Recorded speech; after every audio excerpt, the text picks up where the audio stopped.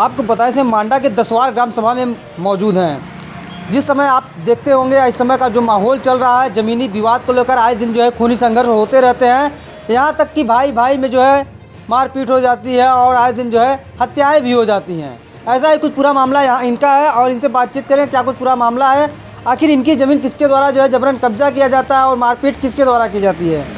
क्या नाम है आपका? हमारा नाम दुर्गा प्रसाद है साहब। दुर्गा प्रसाद? हाँ सर। कहाँ के रहने वाले? दसवार नई दिल्ली। दसवार नई दिल्ली। हाँ। क्या कुछ समस्याएं हैं आपकी? समस्या साहब जमीन की है। वो हमारा जो है विपक्षी जो है बहुत दमक किस्म का आदमी है।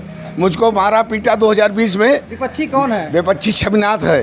तो ना आपके क्या लगते हैं? अरे वो भाई लगता है। आपके सगे भाई? सगे भाई है। ताकि आपके सगे भाई है तो फिर इस प्रकार की जो है क्या क्यों कर रहे हैं? साहब वो दबंग है, हर एक चीज़ से दबंग है, सबल है।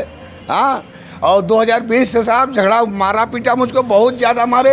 और मेरे गांव वाले अगर न पहुँचते तो मुझसे जान से मार देते। 5 बार मुझको मारे। अच्छा, एक नहीं 5 बार मार चुके साहब। केवल गांव वाले चिल्लाते हैं तो जाके बचा देते हैं। और 2020 से और 2025 से 5 बार भी बेचना हो गया।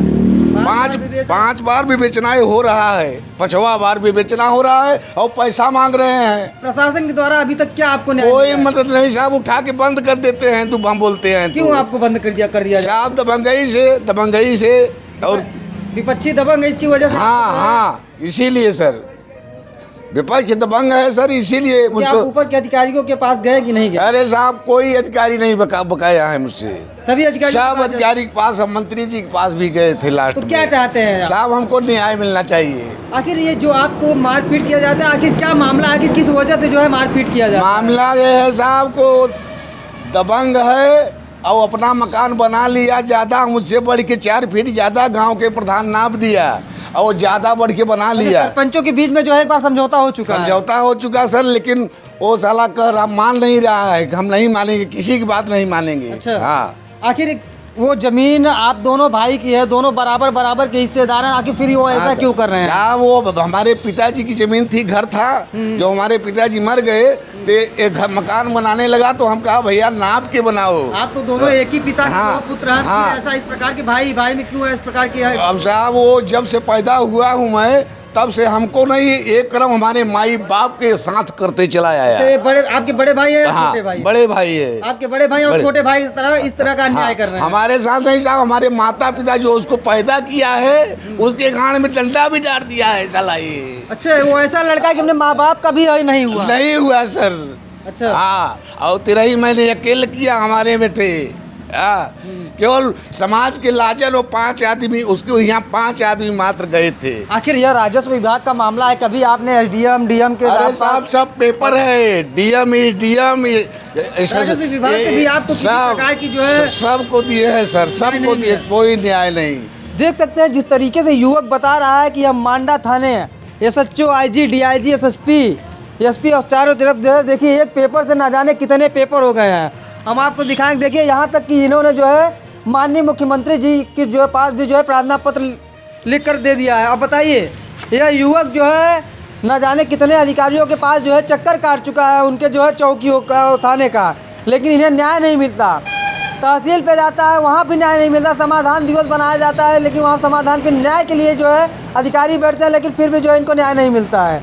और ऊपर से आपको बता दें इनके जो बड़े भाई हैं, क्या नाम है उनका? छविनाथ है सर, छविनाथ। और उनके द्वारा इन्हें आए दिन प्रताड़ित की जाती है। एक नहीं 4 से 5 बार जो इन्होंने बताया कि इनके साथ मारपीट किए जाते हैं और गांव के लोगों द्वारा अगर इन्हें बचाया ना जाए तो इनकी हत्याएं भी कर सकते हैं। ये हमारा नहीं, इनका आरोप है।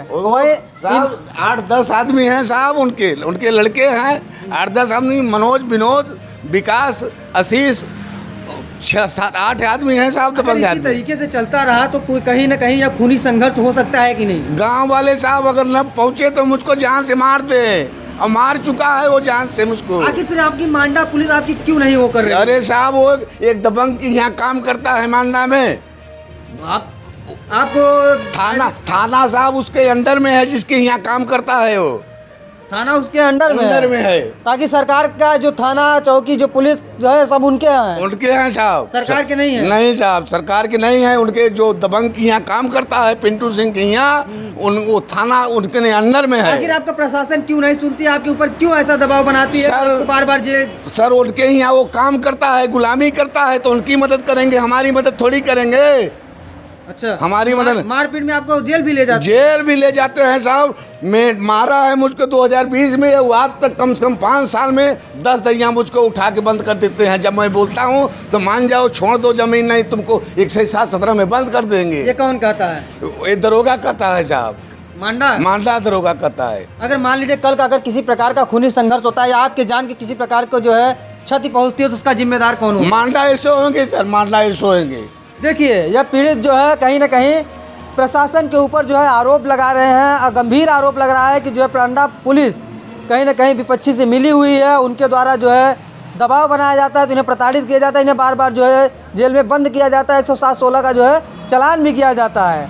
बताइए, ये पीड़ित कहाँ किसके दरवाजे पे जाए न्याय मांगने के लिए? बता दें कि एसपी डीएसपी कई जगहों जो है प्रार्थना पत्र देकर न्याय की गुहार लगा रहा है, लेकिन जो है इन्हें न्याय नहीं मिल रहा है। वहीं मुख्यमंत्री को भी इन्होंने जो है पत्र लिखा और पत्र में जो है प्रार्थना पत्र लिखा और वहाँ तक भी पहुँचाया। अब देखना यह है कि इन्हें शासन प्रशासन और सरकार के द्वारा किस प्रकार का न्याय मिलता है या यूं ही यह युवक दर पर दर भटकता रहेगा और ऐसे ही चौकी थाने और अधिकारियों के जो है चक्कर काटता रहेगा।